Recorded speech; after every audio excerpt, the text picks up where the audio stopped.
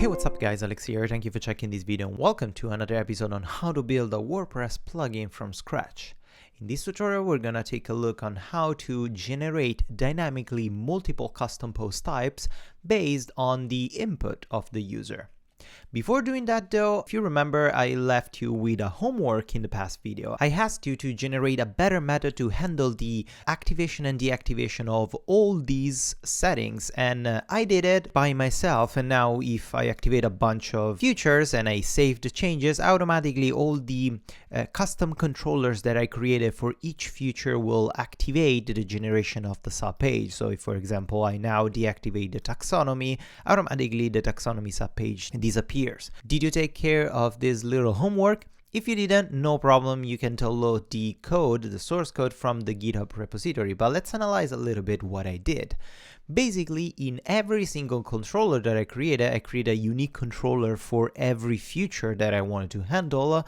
I insert in the register method this little check in every single controller. So I'm checking if this activated method, and I'm passing the unique identifier of this unique method. CPT manager is the custom post type manager that gets activated when you actually save this as true or false in the database. If this is not true, so it means it's not active, just return the script. So avoid the execution of this whatever things it's after. If you remember in the previous lesson here, we had a couple of extra options. We had like the ability to get the option saved in the database and check if the option containing this unique key was set to true or false, and then interrupting the script.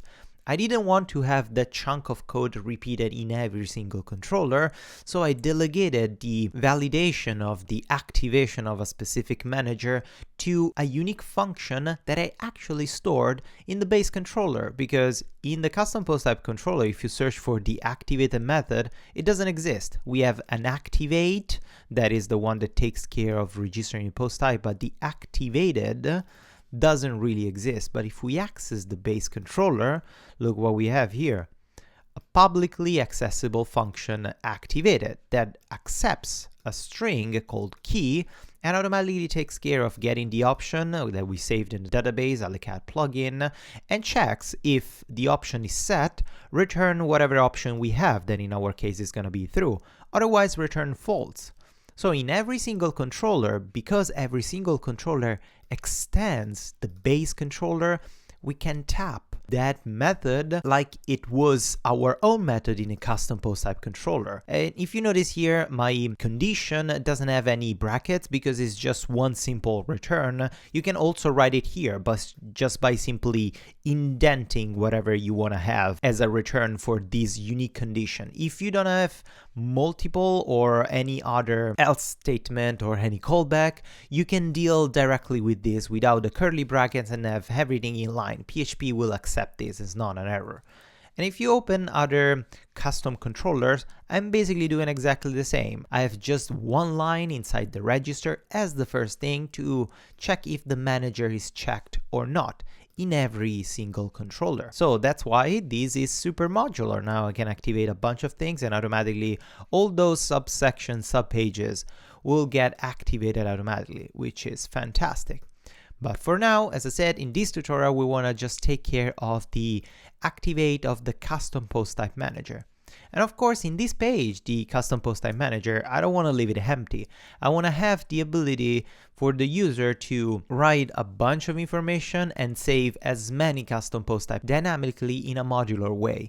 Basically, we're gonna kind of recreate the behavior of the really well-known plugin custom post type manager UI or custom post type UI, whatever CPT UI manager, how it's called. And that's what we're gonna do. So first we need to set up a bunch of things. It's gonna be kind of a long tutorial, so probably it's gonna be split in 2 videos. But in the first video, we're gonna take a look on how to set up our controller here to handle that type of data. And in the next video, we're gonna take care of actually building the administration area to save all those information. From a developer that hates plugins, here's a plugin that doesn't suck. Elementor is a live page builder for WordPress. It's amazing. It's open source, faster than the competition, easy to use. It doesn't require any coding for anyone to just build a beautiful page. I think I'm gonna say it. Yes, I'm gonna say it. It's the best page builder for WordPress. I said it. It's totally free for you to use it, download it, and install it on all the websites that you want. And if you really like it, you should consider buying the Pro version, that it's not expensive at all, and it comes with tons of new features. Click the link in the description below the video to learn more. So first here, let's update the add action. Let's not just leave it as activated because it doesn't make any sense. Let's rename this method as register CPT. And let's remember to use a camel case, so lowercase at the beginning, and then every single word with uppercase, because sometimes I forget to respect my own conventions. And if you want to be as eloquent as possible, you can also write custom post types if you want. We can, let's be super accurate. So let's rename this as activate or register custom post types. That's perfect. Now we have to also do another thing, because we don't want to automatically call the registration of a custom post type if the user didn't save anything in our database. So let's do another check. Let's define a publicly accessible variable called custom post types, and to follow our convention, the variable, it's all lowercase with dashes to separate every single word, and also this one is an array. And basically we're doing similar check to what we're doing in the settings API. We want to check that if the list of custom post types is completely empty, we don't want to activate the register of custom post types, because that means that the user didn't define any custom post type. So let's say that if is not empty with exclamation mark and then the empty method of PHP, let's say if this custom post type variable is not empty, we can trigger with add action init of the custom post type, and that's perfect. And of course here, obviously, right now, if we access our administration area, we have a custom post type products that we generated as an example. If we refresh, it's going to disappear because we don't have any variables stored in this array. But let's give it as an example, like in the register method, before checking this, let's just call a method this store custom post types. We can call this method, and let's call this publicly available function right before the register. So public function store custom post types. That's perfect. And here we want to just simply store a custom post type in our array. So let's say that this custom post types array, it's going to be equal. We're using the square brackets to add a slot of the custom post type, so we can call these as many times as we want. We don't want to completely replace what we have in the custom post type, because we could generate the custom post type in different moments. We can store an array with a bunch of information. So let's say that the post underscore type as a value of Alicat products, or let's say Alicat product, the post type should always be singular. And then let's say that the key name as a name of products, and then the key singular name as a key of product. And then we can say that the public key is a boolean and is set to true. And then we can say that the has archive feature option is a boolean and it's set to true as well. So if you notice here, I'm storing into this another multidimensional array inside an array all the keys and value that are basically identical to all the bare minimum information that I need to register a post type. I'm registering the post type unique ID, that in my case I written here Alicat products, but it should be Alicat product. The labels should contain at least the regular name, like the plural name, and then the singular name, and then the public should be true, and as archive should be true or false or whatever you want to have it. But these 5 options are the bare minimum options necessary for a registration of the post type to actually work. So I'm storing everything here because I want to use this variable as an example to dynamically register a post type if I have an array inside that specific multidimensional array. So for every unique array inside this custom post types array, so for every unique custom post type that I define with all the options that I define, I want to register a post type. So now, because I have this registered, let me do something like this. Let's say that instead of registering a post type, let's say a var dump, and I want a var dump a yes, something like that, just to be sure that this method is being called. So now that I'm calling the store custom post types, and the store custom post type is storing an array inside the custom post types array of this own controller, this method should be through because the custom post type is not empty anymore and should trigger the registration of the custom post type. That's simply var dump a yes, because we want to check if that method is getting actually called. So if we refresh now, yes, we have our var dump that is printing our yes, and nothing happens. But now, instead of var dumping this, let's say that let's repristinate this method.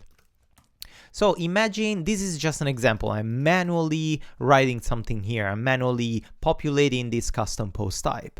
But imagine that this custom post type variable gets populated with all the arrays that the user defined in the administration area, and we're gonna do that in the next lesson. But imagine we have a bunch of information here. I want to loop through all this information and register a post type based on how many arrays I have inside this array variable, multidimensional array. So let's do it.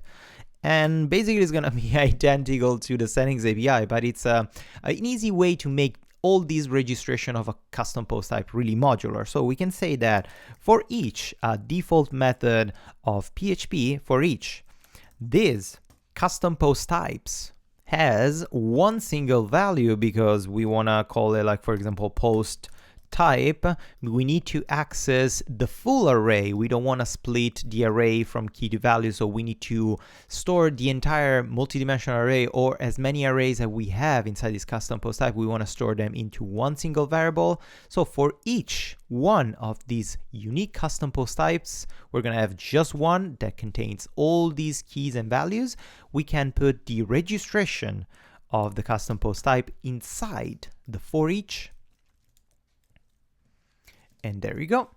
And inside the for each, we can say that for each post type, register a post type, and let's replace all this data with actually these values from these keys. So we can say that the variable post type, we need to tap inside the square brackets the key, or actually the value at the key location of post type, because it's going to return alicat product.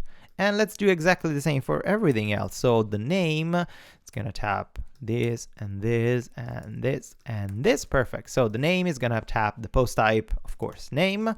Singular name is going to tap the post type singular name key. Public is going to return true or false. It's a Boolean, so it's going to return true. And a has archive is going to return has archive. So as you can see here, I'm not manually writing what type of post type I'm registering.